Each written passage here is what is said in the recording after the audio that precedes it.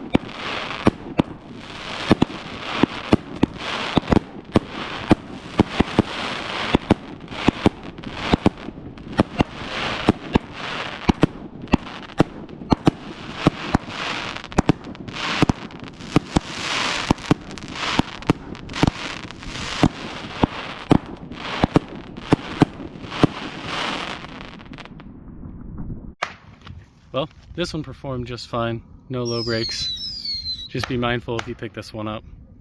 Make sure you've got a good clear shoot site.